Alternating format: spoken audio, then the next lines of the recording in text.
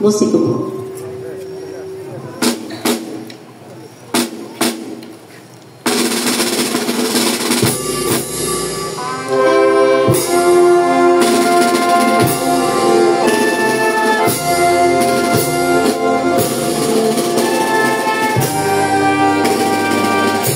Serial.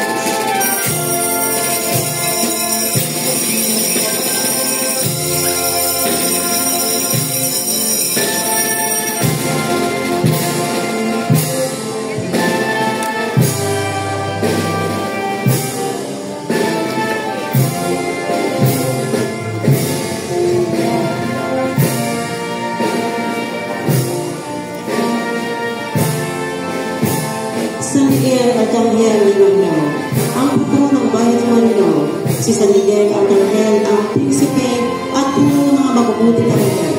At siya ang hinigilalang manapagtanggol ng bayan ng Israel at ng Santa Iglesia. Malimit siyang banggitin sa banal na kasulatan.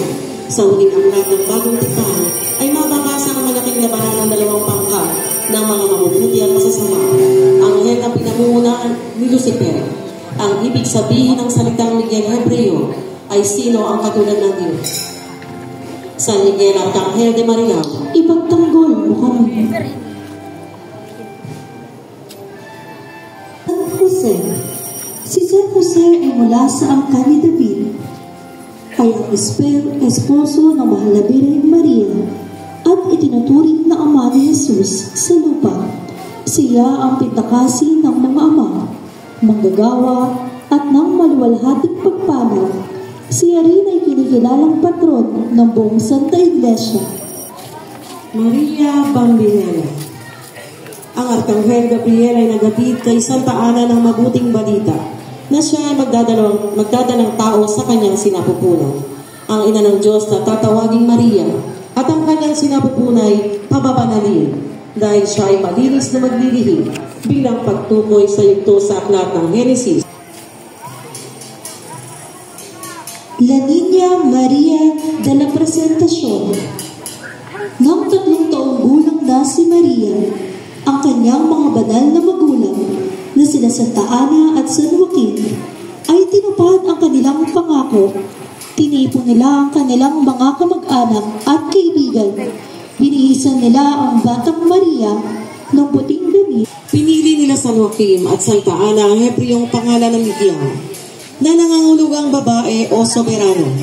Ang kapistahan ng ang banal na pangalan ni Maria ay nagmula sa Espanya at inaprubahan ng simbahang Katolika noong 1513, si Pope Innocent XI. La Sagrada Familia. Pumupunta taon-taon sa Jerusalem ang mga magulang ni Jesus para sa pista ng Pasko. Kaya't nang mag-12 taon na siya, umahon sila tulad ng nakaugalian para sa pagdiriwang ay dito sa lupa ng mahal na Birheng Maria. Siya ay pinagkalooban ng isang mahimbing na pagkakatulog at minaging dapat na iniakyat ang kaluluwa at katawan sa kaluwalhatian ng kalangitan at itinanghal bilang reyna ng langit at lupa. O Mariang mapayapang nahimlay sa langit sa mahal na Birheng Maria, ang hudyat ng katapusan ng buhay ng kanyang buhay sa lupa. Nang dumating ang wakas ng kanyang buhay sa lupa, ang katawan at kaluluwa ng mahal na Birheng Maria ay lumitaw sa langit ang isang kagila-gilalas na tanda, isang babaeng nararamta ng araw at nakatuntong sa buwan. Ang ulo niya ay may koronang binubuo ng 12 bituin. Malapit na siyang mga... Isan tayo sasabay.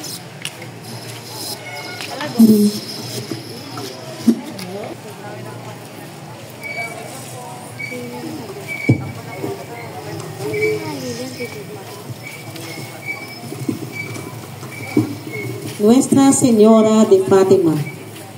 Ang kwento ng Fatima ay nagsimula noong 1916 nang sa kabila de Cavite.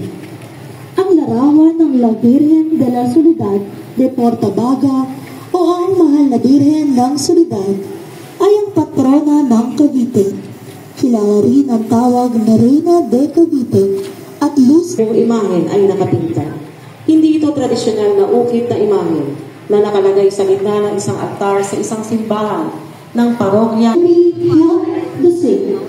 Si Maria ay kalusugan ng may sakit sa pamamagitan ng maraming pagpapala o mga himalang pagpapagaling na natamasa sa pamamagitan ng kanyang pamamagitan. Noong 1954, nakipag-usap si Antonio Gaston kay Bishop Manuel Yap tungkol sa ideya na bigyan ng patrona ang grupo ng barangay San Birgen. Isang patrona na purong Pilipino ang itsura at hindi. Inaprubahan ni Bishop yan ang ideya. Ngunit ipinungkahi na ang Senora de la Salud. Ngunit nang masira ang simbahan ng mga relokletos na pinaglalangkakan nito, tumunlay na din ang debosyon sa nasabing titulo ng mahal na birhen. Ngunit matapos ang mahigit 7 dekada, muling nasilayan ang milagrosong birhen. Inakala ng marami ay nasira rin ang digmaan at mula noon ay ang pagmamahal sa kanyang anak na si Jesus at ang kanyang pagmamalasakit sa sanlibutan. Tradisyonal na inilalagay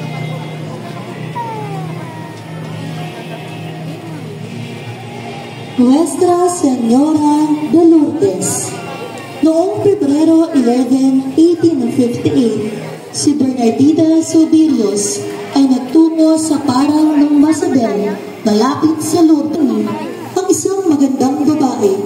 Ang kasuotan ng babae ay puti na may laso sa bewang, nakabelong puti rin, at may hawak na resihulihang pagpapakita ng birhen ay naganap noong ika-16 Ang Birhen ng Nazaret ay nagpakita sa 2 bata noong 1846. Ito ay sila Maria Melanie at Maximine Giron. Habang binabantayan ang mga baka na kanilang pinapastol, nakakita sila ng liwanag.